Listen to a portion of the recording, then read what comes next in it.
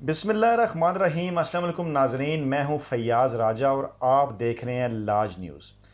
ناظرین، Pakistan democratic movement کے stage سے مسلسل جو ہے وہ حکومت کے اوپر 2018 کے انتخابات میں جو ہے وہ دھاندلی سے جیت کر آنے کے الزامات جو ہیں وہ لگائے جاتے ہیں۔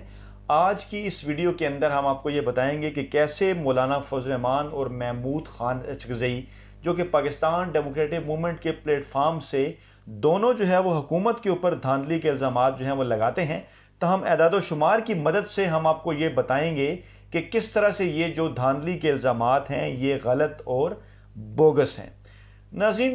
NA 257 سے بلوچستان کا یہ حلقہ ہے، محمود اچکزئی کی جو جماعت ہے پختونخوا ملی عوامی پارٹی، اس کے امیدوار اللہ نور کو شکست ہوئی اور انہیں شکست دی جمعیت علماء اسلام کے رہنما مولانا عبد الواسع نے، اور یہ شکست انہیں تقریباً 21,000 سے زائد ووٹوں سے ہوئی، اور اس حلقے سے جو PTI کے امیدوار تھے وہ چوتھے نمبر پر رہے۔ تو سوال یہ بنتا ہے کہ کیا جو ہے وہ ان کے خلاف دھاندلی محمود خان کے خلاف جو ہے وہ جمعیت علماء اسلام نے کی؟ NA 258 جو ہے وہ اگلا حلقہ ہے بلوچستان کا، اور اس حلقے سے محمود اچکزئی کے جو امیدوار تھے حبیب الرحمان، انہیں شکست ہوئی اور انہیں شکست دی بلوچستان عوامی پارٹی نے، اور دوسرے نمبر پر جو ہے وہ مجلس عمل رہی، اور تیسرے نمبر پر نون لیگ تھی، اور تحریک انصاف کا نمبر جو تھا وہ چوتھا تھا۔ تو اس کا تو یہ مطلب بنتا ہے کہ اچکزئی صاحب کی جو جماعت تھی پختونخوا ملی عوامی پارٹی، اس کو نون لیگ اور جمعیت علماء اسلام نے جو ہے وہ یعنی کہ مجلس عمل نے جو ہے وہ مل کر دھاندلی کی اور ان کے امیدوار کو ہرا دیا۔ آگے مزید صورتحال دلچسپ ہے، اگلا حلقہ ہے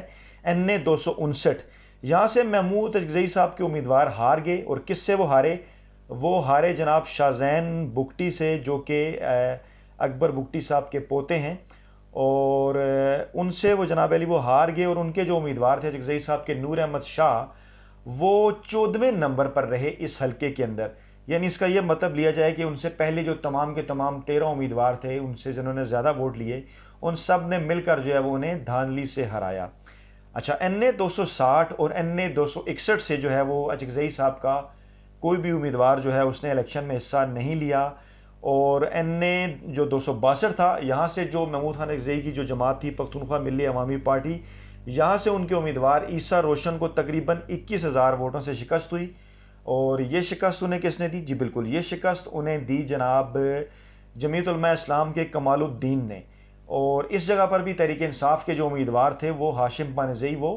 6 نمبر کے اوپر تھے۔ اچھا، مزید آگے بڑھتے ہیں ناظرین، تو اگلا حلقہ ہے NA 263۔ یہاں سے محمود خان اچکزئی صاحب خود الیکشن ہار گئے، اور وہ الیکشن ہارے JUI کے مولانا صلاح الدین سے، اور وہ تقریباً 17,000 سے زائد ووٹوں سے ہارے، اور دوسرے نمبر پر بھی آنے کا اعزاز انہیں نہیں ملا۔ دوسرے نمبر پر جو صاحب آئے وہ اصغر خان اچکزئی تھے، اور ان کا تعلق تھا اسفند یار ولی کی پارٹی ANP سے۔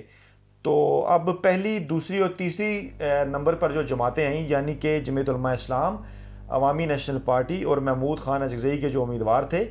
وہ تینوں جو ہے وہ اس وقت یہ اس بات کے اوپر شور مچا رہی ہیں کہ انہیں جو ہے وہ ان کے خلاف الیکشن کے اندر دھاندلی ہوئی، یعنی جمعیت علماء اسلام،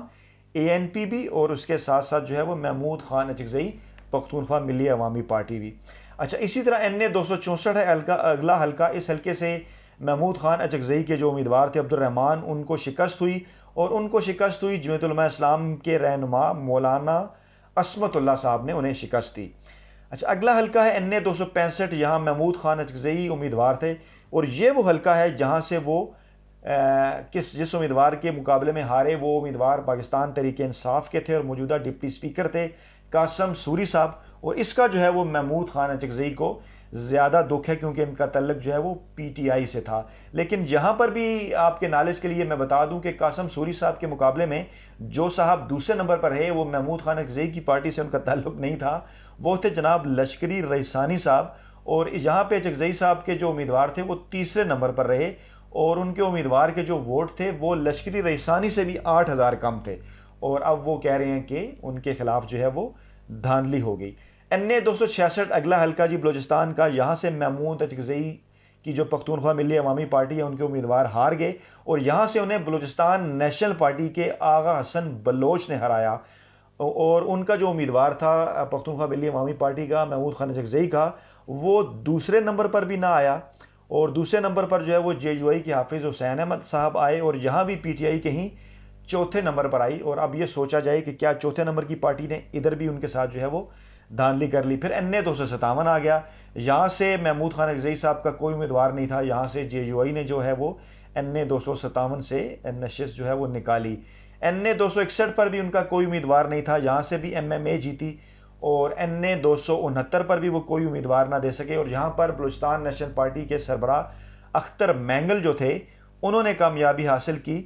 اور اسی طرح پھر اس کے بعد NA 270، NA 271 اور NA 272 پر ان کا کوئی بھی امیدوار جو تھا وہ سامنے نہ آیا الیکشن میں۔ تو ناظرین، بات جو ہے وہ ساری اعداد و شمار کے ساتھ میں نے آپ کی خدمت میں پیش کر دی، آپ کے سامنے ہے کہ پورے بلوچستان کے اندر اگر محمود خان اچکزئی کا کوئی امیدوار کسی جگہ پہ تحریک انصاف سے ہارا تو وہ صرف ایک نشست تھی، جو کہ محمود خان اچکزئی صاحب خود تھے، جو کہ قاسم سوری کے مقابلے میں ہار گئے، اور اگر قاسم سوری کے مقابلے میں نہ وہ ہارتے تو ایک نشست ان کی مزید بھی ہو جاتی، اور آج جتنی ان کی نشستیں ہیں ان میں صرف ایک نشست کا اضافہ ہوتا۔ اور مزے کی بات یہ ہے، اس میں سب سے دلچسپ بات یہ ہے کہ محمود خان اچکزئی نے جو بلوچستان کے اندر جو زیادہ تر نشستیں ہیں وہ جمعیت علماء اسلام سے ہاریں، اور جمعیت علماء اسلام کے جو سربراہ ہیں وہ مولانا فضل الرحمان صاحب ہیں۔ اور اس سے بھی جو دلچسپ بات ہے وہ یہ ہے کہ اس وقت جو ہے محمود خان اچکزئی پختونخوا ملی عوامی پارٹی کے سربراہ اور جمعیت علماء اسلام کے جو سربراہ ہیں مولانا فضل الرحمان، وہ دونوں ہی جو ہے وہ حکومت کے اوپر اور جو ہے وہ دھاندلی کے الزامات لگا رہے ہیں، اور یہ کہا جا رہا ہے کہ ان کے امیدواروں کو جو ہے وہ 2018 کے الیکشن کے نتیجے میں جو ہے وہ دھاندلی کے ذریعے جو ہرایا گیا۔ تو ناظرین، اب یہ تکنیکی طور کے اوپر کس طرح سے ممکن ہے کہ ان دونوں جماعتوں کے خلاف جو ہے وہ تحریک انصاف نے کسی کے ساتھ مل کر جو ہے وہ دھاندلی کر دی؟ حالانکہ جو اعداد و شمار میں نے آپ کے سامنے پیش کیے ان سے واضح طور پر یہ نظر آتا ہے کہ تحریک انصاف جو ہے جو نشستیں ہاری،